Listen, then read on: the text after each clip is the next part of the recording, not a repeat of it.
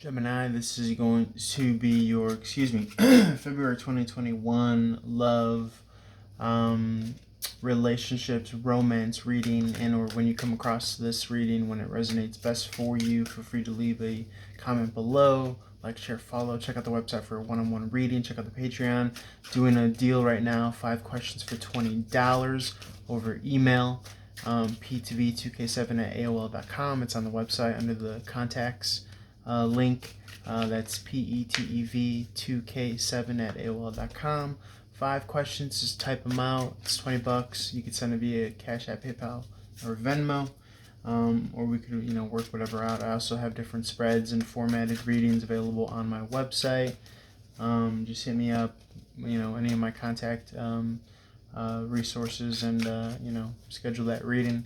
All right, Gemini, let's jump into it. This is romance, relationships, and love, February 2021. Wishing you the best. Spread light and love, highest possible messages for Gemini. Okay, so could be some sadness here, processing with the 5 of Cups. It's salvageable, though, because there's 2 remaining cups here in this imagery. If you see, on the bottom left and or right-hand corner, there's 2 remaining cups. We kind of understand this as water under the bridge. The past is the past. Our emotions are links into the past. It's how we understand now, and it's how we feel about the future as well. But essentially, you could pick and choose your emotions. You could choose to dwell in certain emotions. You could choose to replace sadness with happiness. You could do whatever the fuck you want, Gemini. Okay, the timetable behind this card is either 0 seconds of your energy or the rest of your life, or 5 minutes or 12 weeks or 10 days. It's up to you.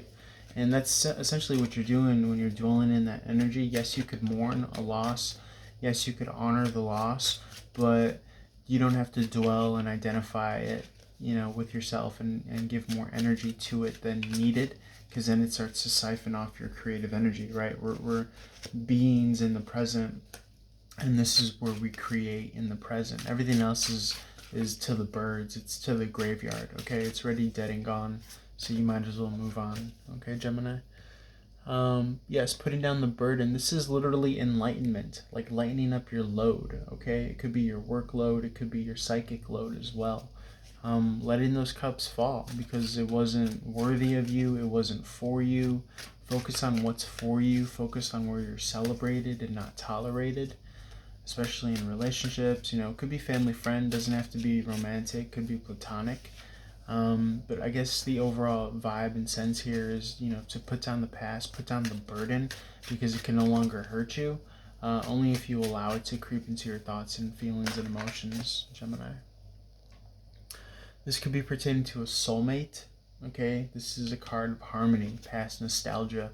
Could be reflecting heavily on innocence versus what actions people may have done when they were in a dark phase in their life, or when they weren't vibing right and they just weren't communicating properly with the universe.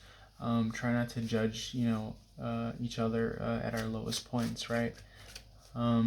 You just gotta not give energy to the past and know that quantumly it might as well have never happened, okay? Because when somebody comes into your energy field, that's it. That's them now. Any other form of them doesn't exist. Quantumly, they're on your frequency. They're on your signature. So essentially, the past is an illusion, as well as the present and the future. But point being is that if our conscious node of awareness is now, then just know that that's because you or the group of friends or you're within each other's quantum resonance field right now.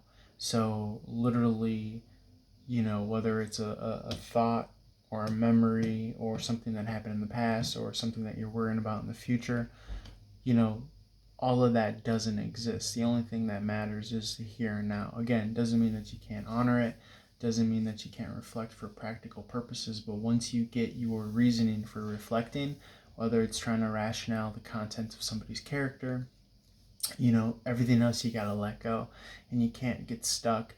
You gotta let it go. You gotta let it flow like water under the bridge, and ultimately you gotta trust in a higher source and a higher power that these two parties were brought together. that yes, this person is worthy, to resonate in your quantum field, and vice versa, okay, or these people. Okay, Three of Wands could be a little bit of heartbreak in money as well. This could pertain to your relationship to money as well. Something not coming in or not being able to further progress. Maybe go see a loved one. Maybe, unfortunately, if you were one of the people that lost an older relative or a relative due to COVID, then it could have been that, you weren't able to say your final goodbyes. Something of this nature, okay? Again, it's not something that obviously we want to ignore. We obviously want to emotionally process. But as soon as we're done honoring that past, we have to be excited about the here and now, because this is where we're creating our future. Okay, this is the future so bright card. This is the world is my oyster card. This is the, he has the whole world in his hands card. And yes, the future is so bright indeed. And, it could be that you're a little bit still reeling from the past, but I promise you, Gemini, as soon as you, process that emotionally, because this 10 is the completion. I could read this as the 9 of Wands in the upright. A little bit of resentment and bitterness. Try to trade that for gratitude. Literally, resentment is, you could identify it by the word, but the feeling associated with it. Resentment, bitterness, anger, dwelling in the past, right? You literally could catch yourself, call yourself on that bullshit. If this is the 9 of Wands in the upright, it's somebody who's overextended themselves, done too much work, too much effort possibly in a relationship, and, not to have anything reciprocated to them. You could literally tell yourself, oh, I'm being angry and bitter and resentful. You could literally call yourself out on that intellectually, logically, practically, and say, okay, so what's the diametrically opposed opposite to being resentful and bitter? It's being grateful and thankful. And so essentially what you're doing is you're changing your signal, your frequency internally, your emotional frequency and signal of what you're magnetizing, from resentment and bitterness and anger, what you're resonating in and thus magnetizing. And you can literally switch it intellectually, because the charge and the magnetism is the emotion. The signal itself is like, you logically identifying with the emotion, through language and thoughts, and essentially saying, like, because language is a package for emotions, right? So, instead of resentful, bitter, angry, trade that out intellectually with, okay, gratitude, thankfulness, and, inner peace, inner chill, inner zen, right? And so what you're going to do is you're going to practice, okay, how does it feel, when I imagine and pretend, that the outcome went my way. Okay, you're going to feel grateful, you're going to feel thankful. How does it feel? It feels good, right? You're at ease, you're a little bit more relaxed, and you're probably even happy. And, maybe even excited. My point is that you could tune in and tap into those feelings now. Okay? That's how much power you have over yourself. And even if it's not like, okay, I'm not grateful for anything in the past, then you can be grateful for something in the future. And that's what's called, remembering your future. You're putting yourself in a state of creating again.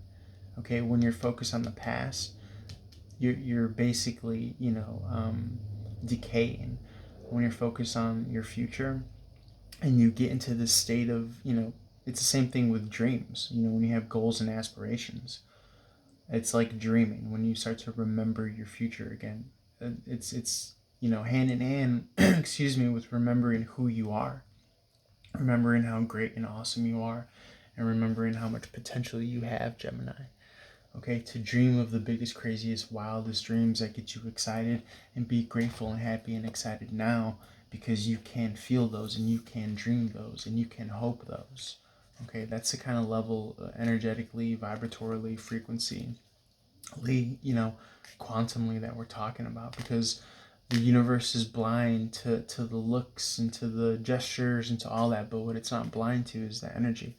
So if you're happy and you're hopeful and you're excited, then you're empowered quantumly over the old Newtonian model, which is waiting for, something to happen and then you react because it fell over. Versus if you're resonating, I'm happy, I'm happy, I'm happy, I'm happy, I'm happy, I'm happy, I'm happy, I'm happy, you're still happy. And that's what and thus you're gearing your minds and your thoughts and your feelings, and you're literally rewiring your mind and your thought and your feelings to start to feel that way, right? So that's the kind of shit that we're on this channel. And, that's my biggest advice to you just looking at these cards, Gemini, okay? Dream and remember who you are and remember your future. Meaning the craziest, wildest, most ecstatic stuff that you could be excited for, okay?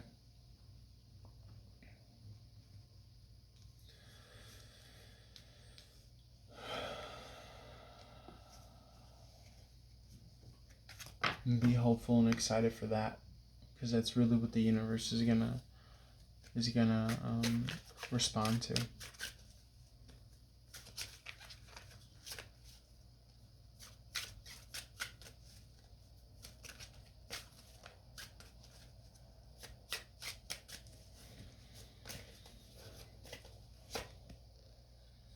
High Priestess in the reverse, yeah, you're leaving some money on the table.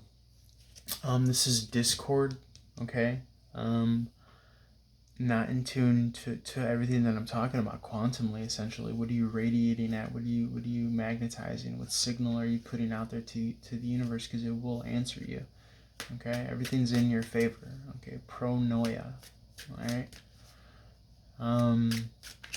What else can I say about this High Priestess? Yeah, I just see it as somebody who's not tapped into the quantum, not tapped into the soul, not tapped into the spirit, not tapped into source. And I call it my, leaving money on the table card. You're just leaving, abundant energy on the table, essentially, by not, exacting your highest empowerment. And there you go, the King of Pentacles. Once you realize that, then you could see all the ways in which you are leaving money on the table, and then you could, continue to essentially just, have fun creating. This Nine of Pentacles wanted to come out. This is financial freedom and independence. So you got a bunch of pentacles coming your way. I know this is a relationship reading, but really, truly, when your finances are on point, your relationship blossoms. If you're in a relationship, if you're looking for a relationship, this is being able to cover your bottom line, okay, your overhead costs. And once those are on point, then yes, you better believe, honey, that the relationship is going to be on point too. All right? No money, no honey.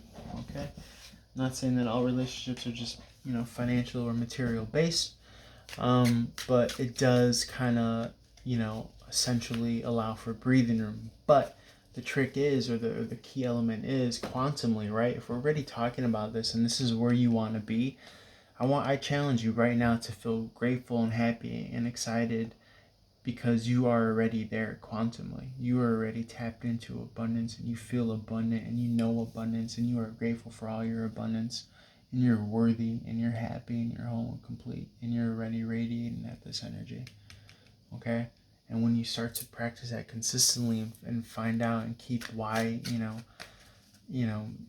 keep the reason why you're happy, that's you, keeping that frequency, and that's you keeping that, magnetization, okay, to where you do see this in the Newtonian world.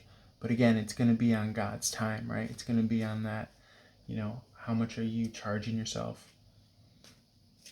Meaning, in the quantum world, how much are you in this state? Because that's you generating abundance, right? When you're in gratitude, when you're in thankfulness, when you're in abundance, that's you generating abundance, okay?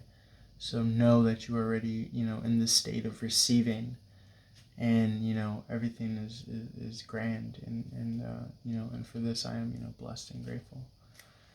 Okay, so I do see Pentacles in the vibe that you feel towards Pentacles, kind of affecting your relationships, platonic, romantic, or otherwise. But the Fool in reverse is being hesitant and reticent to take that leap of faith, because feeling a state of lack, or feeling like some kind of unconscious fears maybe, or just setbacks, things that are holding you back. Okay, A lot of golden backgrounds are gifts from the universe. Okay, so if you do have an opportunity, take a leap of faith towards it. Okay, if it's you taking a leap of faith towards a King of Pentacles, an Aries Taurus energy, or a Virgo, this is Aquarius energy. Okay, so I merely see this Fool card as something to be turned right side up, meaning the negative charge of this Fool card, right? Every card has a pro or a con. Is hesitance, reticence, bounded, second guessing yourself. The positive charge of this, quantumly speaking, is like, just taking a leap of faith. And it's literally like taking a leap of faith to your rich and to your finances. But you can only know what direction to jump if you do the inner work to dream and remember yourself and remember your highest possible future. And remembering is like the feeling. You're essentially, what I mean by remembering the future, remembering who you are, is channeling that feeling right here and right now of like, oh yeah, that's me, I'm a badass. Like, oh yeah, I have all this stuff to be happy and excited for. You remember when you were in college or school and your future, you had everything to, all your momentum, and like, or even if you're in college right now, but there's that feeling, right? You could tap back into that. Like, yes, the world is wide open. It's all for me. It's all in my favor. I'm divinely guided and blessed. That's what we're talking about, Gemini. Okay? You could tap into that now. And to know where you want to take that leap of faith towards. You're taking that leap of faith towards your abundance in the Newtonian world, right? But internally, you're ready, like, yes, it's mine. I'm grateful. I'm excited. I'm happy. I'm whole and complete. And you're doing that because you're tapping into that soul. And you're essentially challenging and forcing yourself to resonate.